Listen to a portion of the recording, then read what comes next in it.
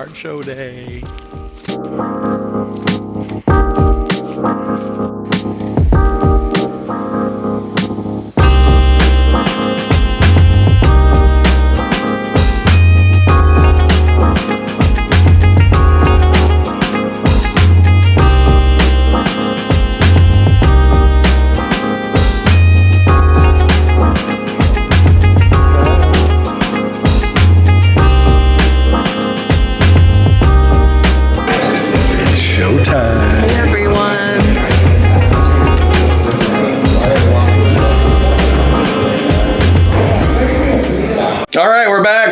Hi, everyone. All right, so card show, our first time. What did you think? It was great. Yeah? Did you have a good time? I did. Did you? Yes. We all of my personalities did too.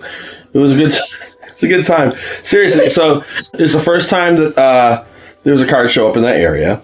It's been something that a shout out to Upper Valley Sports and Collectibles for putting the effort in, finding a place, and then bringing people from all over the place. I saw in a post on Facebook today that we had people from New York, Massachusetts, and Maine, I think it was, also come to attend the event. Yeah, it was a pretty good turnout. Yeah. I think more than was expected. Yeah, and we were competing apparently with alumni parades and stuff. So some people that were coming in were commenting like, I was in traffic for like an hour and a half to get here. It shows the love and the dedication of the hobbyists out there, right? Definitely. Yeah, shows like this in places where we don't have a lot of shows, so important.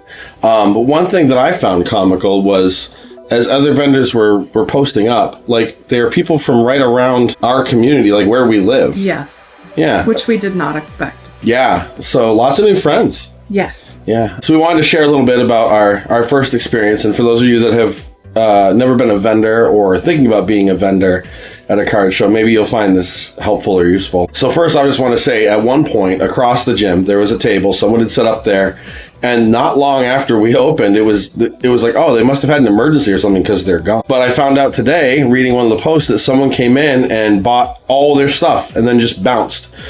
So, I mean, I guess I would have left too, like a half hour in, if someone just bought all our stuff. Mm-hmm. So that was really cool. It really does happen in real life. It's not just something that you see on a fantastic YouTube channel. It actually happens to people. That's pretty remarkable. That's pretty cool. And I know I checked everybody's stuff, walked the floor and stuff, but I couldn't tell you which one of those people it was that sold everything. I mean, it was just so early. Mm-hmm. We've been setting up. It took us, like an hour and a half to set up?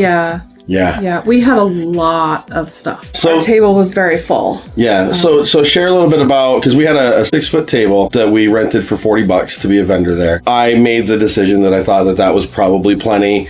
You guys remember, like a month ago, I had like a test set up, I marked 6 feet on our kitchen table. I'm like, oh yeah, this totally works. This totally makes sense. But why don't you talk a little bit about some things that you noticed when we were trying to set up there? Yeah, of course. I would say we had space. We made things work, but we could not set up our kind of bargain bins the way we probably would have wanted to. So I think next time we would get 2 tables or bring an extra table, which vendors were allowed to do for a lower price. So then the $40. So I think having that extra space would have been helpful to have the cards kind of up a little bit higher, and maybe changing a couple things about our setup, but more around accessibility of finding cards that people were interested in than like not having the right stuff. Because I think we had the right stuff. Yeah, and I think most people, even other vendors, came over to our table and was like, wow, like you have lots. Mm-hmm. And for those of you that have seen our Whatnot shows, you know that we don't just do basketball, we don't just do football, we don't just do baseball. I mean, our YouTube channel and what we sell are one and the same, right? Like stuff that we rip, we sleeve up, we put it for sale. We had 4 like 5,000 card boxes that we had stars and, famous people and stuff, cool cards like that. And we had them 4 cards for $1. I thought that would be enough. And after the show, Michelle made some really great observations about something that might make that a little bit easier. You want to talk a little bit about that? Sure. I think we're going to organize it a little bit. We had a couple who were looking to complete some sets from the 60s and 70s. And we knew we had some older vintage cards, but they were all mixed in, you know, kind of just categorized as baseball.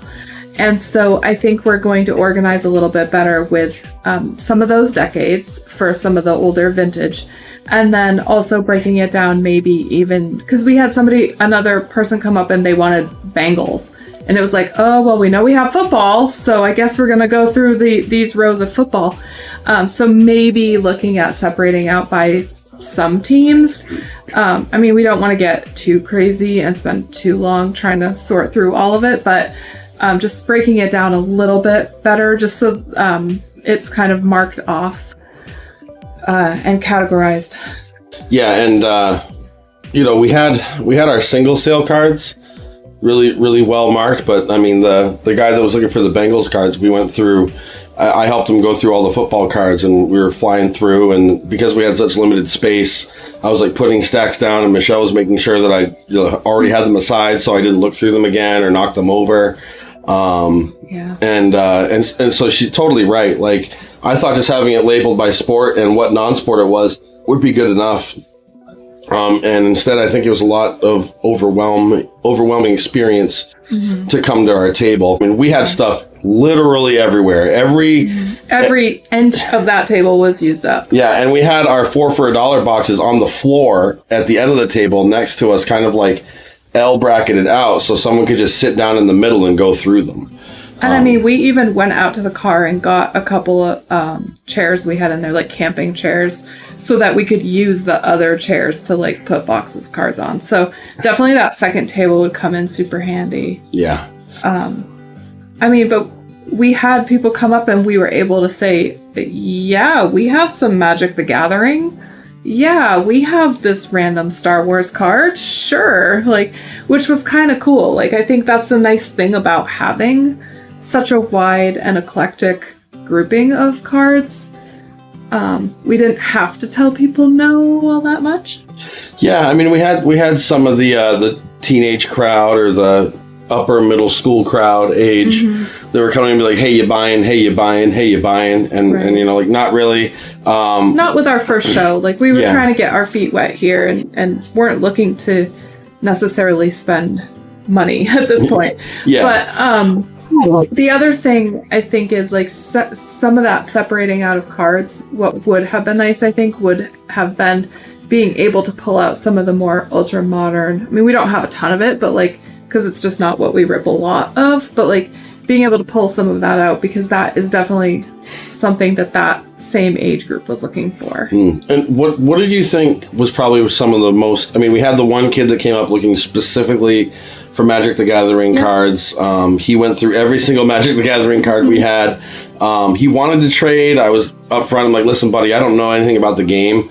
We just opened them because we thought they were cool. We had the Spider-Man. We had the Ninja Turtles. You guys have seen us open those on the channel. And so he went through every card, and he had like 4 or 5 that he had like earmarked. Then he looked through those and he picked one of them, and it was like, I think the second most expensive one we had. It was like $5, and he gave us $5 for it. But he had a really cool, neat collection. Yes, but aside from that kid, what do you think was like the most requested thing people were asking for? Because people were interested in the graded stuff, but like, yeah, I mean, I think people looked, and yeah, we have a couple graded Jordans, and I think people were looking at those. People were trying to look at comps on the spot just to see what fair pricing would be. And of course, we're always willing to negotiate around things like that because the market changes so quickly. But I don't know. I think everyone I can remember came up for something different.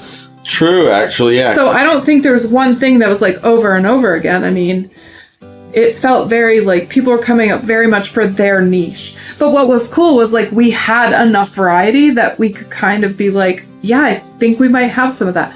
I think one of my favorite moments though was a young girl who came up and wanted WNBA. And I was like, I know we had WNBA somewhere. And Rob ended up finding it in our bargain box. And I was able to bring them up to her. We gave her, I mean, it was a stack. a pretty small stack, but we were able to give her those cards, and I think it really made her day.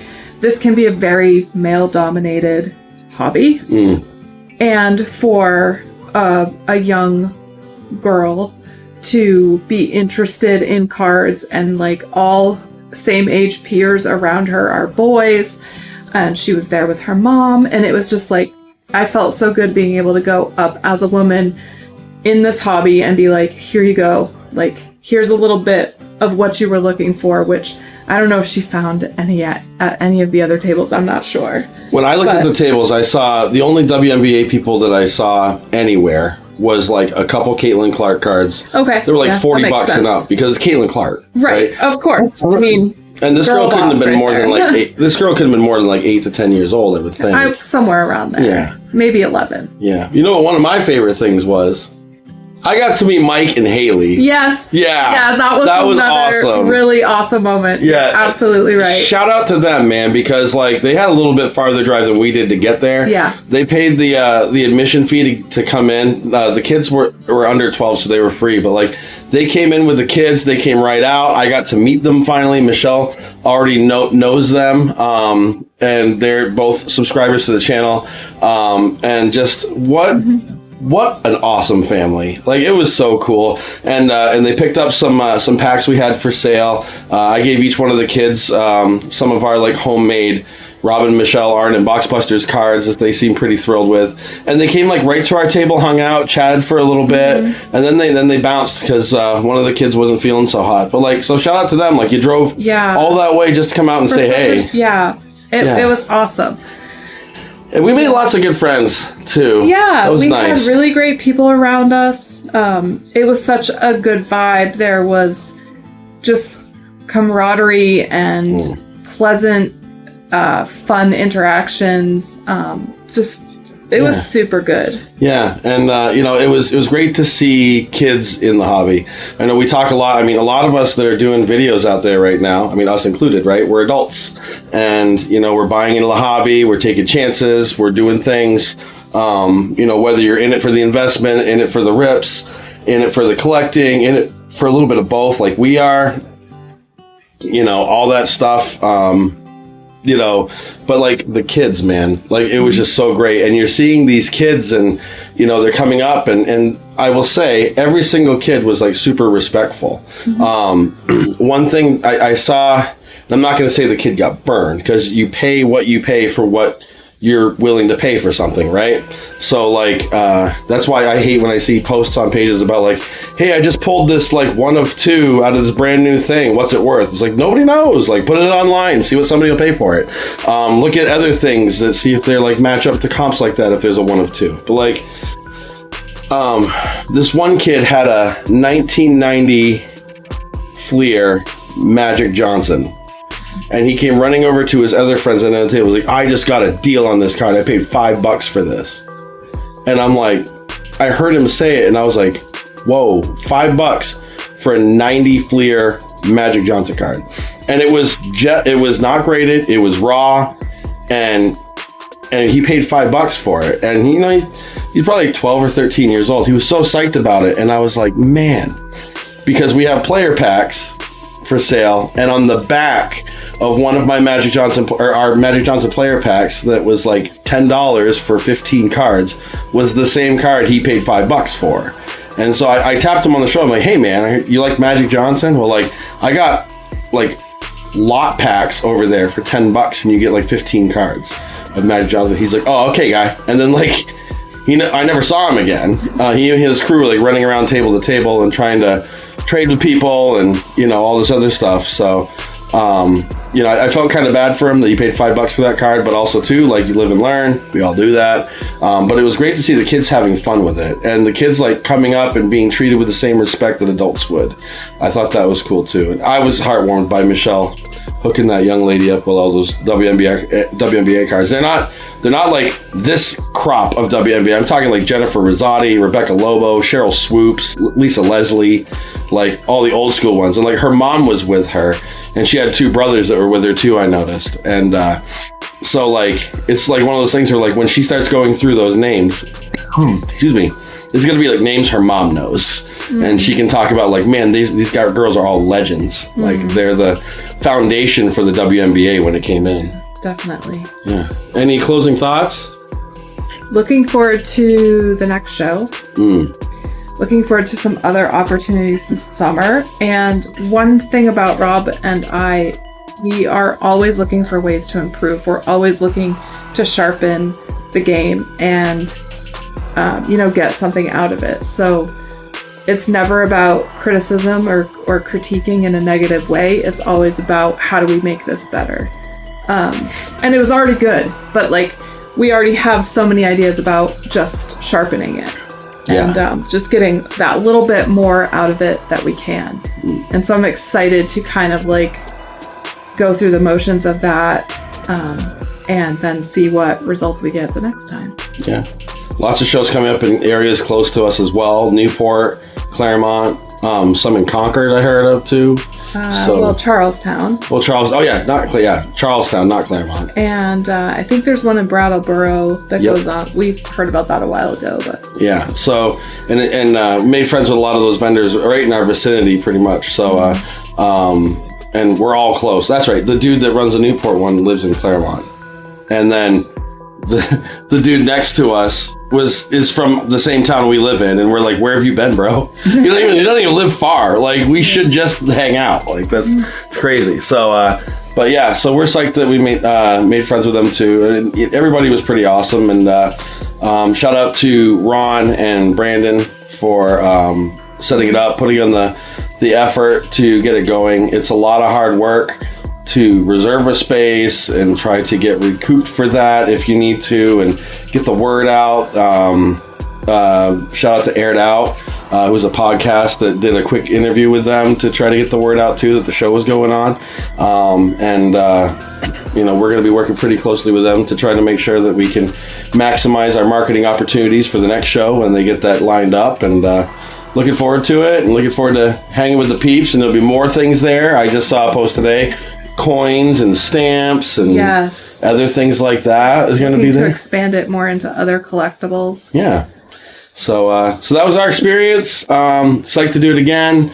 Wasn't so bad for our first round, and all. We handed out lots of our QR code custom trading cards to a lot of people. So if you are a new follower because you got connected through the show, let us know. Say hi in the comments. Yeah. Let us know what you thought. Like, what would you want to see at the show next time? Like, give some of that feedback. Yeah, and if you have been to a card show and there's some things that you saw, or if you've sold at one, let us know some tips and tricks that you have too in the comments as well, because we'd love to get that feedback. Bye, everyone. Bye.